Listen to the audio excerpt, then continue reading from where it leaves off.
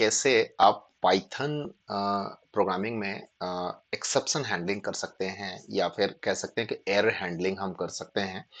अ, अक्सर होता क्या है कि जैसे मान लीजिए कि आपने किसी प्रकार की एरर हैंडलिंग का यूज नहीं किया, सपोज कोई आपने प्रोग्राम बना दिया और आपने उसको रन कर दिया। तो क्या होता है, रन टाइम पे अगर कोई एरर आ जाता है तो बग जो है सीधा आपका प्रोग्राम जो है टर्मिनेट हो जाएगा और यूजर को जो है मतलब अच्छा एक्सपीरियंस नहीं होगा, क्योंकि एरर क्या आ रहा है उसको मालूम नहीं चलेगा।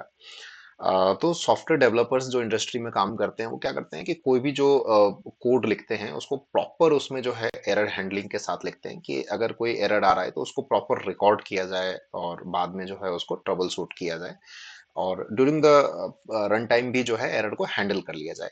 तो पाइथन में आपके पास में जो है मतलब चार आपको ऑप्शन मिलता है, चार मतलब एरर हैंडलिंग के लिए ब्लॉक्स हैं। इसको कंपेयर कर सकते हैं आप, जावा में भी सेम है, डॉट नेट में भी सेम है। तो जो पहला होता है ट्राई ब्लॉक, ट्राई ब्लॉक जो है कंपलसरी यूज किया जाता है एंड इसमें जो है जो कोड आपको जिसके अंदर आपको लगता है कि इसको में एरर आ सकता है वो आपको ट्राई ब्लॉक के अंदर जो है लिखना होगा। इसके बाद जो है होता है एक्सेप्ट ब्लॉक। तो ये दो जो है मस्ट है, मतलब आपको एरर हैंडलिंग के लिए कि जो एरर आएगा तो एरर मान लीजिए आता है तो उसमें आपको क्या सॉल्यूशन देना है, क्या मैसेज देना है, वो आपको इस ब्लॉक में लिखना है। मैसेज भी दे सकते हैं और साथ ही आप आगे का स्टेप भी लिख सकते हैं, तो वो आगे का जो है इंस्ट्रक्शन जो है एग्जीक्यूट हो जाएगा, वो भी रन टाइम पे कोई एरर के लिए।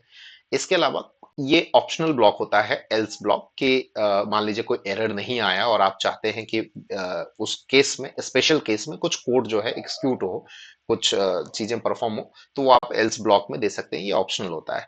और इसके अलावा एक और ऑप्शनल होता है कि आप फाइनली ब्लॉक का यूज कर सकते हैं यहाँ पे कि एरर आए या ना आए, अगर कुछ आपको चाहिए कि लास्ट में जो है 100% एग्जीक्यूट हो, तो वो आप एक फाइनली ब्लॉक में जो है मेंशन कर सकते हैं। इस प्रकार के फॉर्मेट आप यूज कर सकते हैं। जैसा कि आप देख रहे हैं कि यहाँ पे ट्राई ट्राई ब्लॉक है और इसमें जो जो आपको 3 line, 4 line, 5 line, 1 line, 2 line जो भी लिखना है आप यहाँ लिख सकते हैं और एक्सेप्ट करके। अच्छा, एक्सेप्शन जब आप हैंडलिंग करते हैं या एरर जब आप हैंडलिंग करते हैं तब क्या होता है ना, दो तरह के एक्सेप्शंस होते हैं या फिर एरर्स होते हैं। एक होता है डिफाइंड और एक होता है अनडिफाइंड। तो जो डिफाइंड है, सिस्टम द्वारा पहले से डिफाइंड कुछ एरर्स होते हैं और उसकी पूरी लिस्ट आपको मिल जाती है पाइथन की पोर्टल पे। तो आप उसको जो है ना, पर्टिकुलरली अगर वो एरर आ रहा है मान लीजिए, तो आप उसको उसके लिए कुछ अलग प्रोसीजर चाह रहे हो कि इसमें अगर हमको आइडेंटिफाई हो जाए तो इस टाइप से सॉल्यूशन हम इसका देंगे। अगर अलग अलग प्रकार के आप यहाँ पे एक्सेप्ट ब्लॉक लिख सकते हैं, जैसे ये लिखा हुआ है इन्होंने, आप 1 2 3 4 5 अपना अलग अलग ब्लॉक लिख सकते हैं अलग अलग जो है एरर्स के लिए। अब मान लीजिए आपको मालूम ही नहीं है एरर कि एरर क्या आ रहा है करके, तो आप यहाँ पे लास्ट ब्लॉक जो है आप इस टाइप से कुछ लिख करके भी इसके अंदर रख सकते हैं।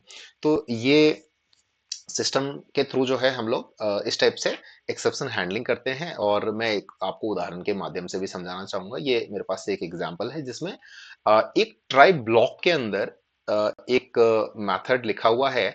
और इसमें इंटरेस्टिंग देखिए एक चीज और है, एक ये जो आप ब्लॉक देख रहे हैं ना, ये ब्लॉक इस ऊपर वाले ट्राई ब्लॉक के अंदर ही लिखा हुआ है, यानी कि एक एक्सेप्शन हैंडलिंग के अंदर दूसरा एक्सेप्शन हैंडलिंग यहाँ पे किया जा रहा है। तो पहले ये इसके अंदर अंदर गए, अंदर जाने के बाद में पहले इसको हैंडल किया जाएगा और फिर बाहर वाले को हैंडल किया जाएगा कि अगर इसमें भी कुछ एरर आएगा तो यहाँ पे ये चीजें हैंडल हो जाएगी। तो इसको अगर हम रन करके देखेंगे तो आपको ये चीजें समझ में आ जाएगा।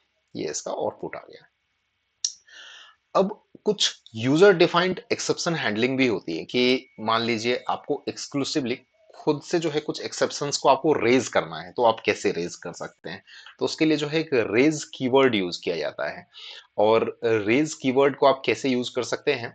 तो जैसे फॉर एग्जांपल यहाँ पे एक एक्स की एक वैल्यू ले ली। एक minute, raise an error and stop the program if x is lower than 0। ठीक है, अगर मान लीजिए कि प्रोग्राम को स्टॉप कर दिया जाए अगर एक्स की वैल्यू जो है 0 से कम हो जाए। तो यहाँ पे एक वैल्यू ले लिया, -1 करके ले लिया, और इफ अगर ये 0 से कम होता है तो एक रेज करके इस टाइप से प्रोग्राम लिख दिया, यहाँ से लेकर के यहाँ तक आप इसको समझ सकते हैं। तो इसमें क्या हो रहा है कि हम एक्सेप्शन को खुद से रेज कर रहे हैं, यहाँ पे सिस्टम कुछ एक्सेप्शन हैंडलिंग नहीं कर रहा है, एरर हैंडलिंग नहीं कर रहा है। यहाँ हम खुद से प्रोग्राम में डिफाइन कर रहे हैं कि अगर ये वाली कंडीशन आती है तो आपको एक एक्सेप्शन जो है रेज करना है, और अगर एक एक्सेप्शन रेज हो रहा है तो उसको आपको किस प्रकार से हैंडलिंग करना है वो आपको अलग से यहाँ पर डिफाइन करना पड़ता है। तो आप सिंपल अगर मतलब मैं बात करूँ कि सिंपल आपको याद रखना हो, तो आप ट्राई एंड एक्सेप्ट ये ज़्यादातर जो है यूज़ होता है, ट्राई, एक्सेप्ट और ज़्यादा से ज़्यादा फाइनली ये ज़्यादा से ज़्यादा यूज़ होता है। तो आप जब कोई मॉड्यूल को यूज़ करते हैं, उसमें भी जो है अगर आप देखेंगे तो कोड इस प्रकार का यूज़ होगा और आप खुद से भी जो है इसको डिफाइन कर सकते हैं। मुझे उम्मीद है कि आपको समझ में आ गया होगा, नहीं तो आप कमेंट करके भी अधिक जानकारी ले सकते हैं। Thank you very much.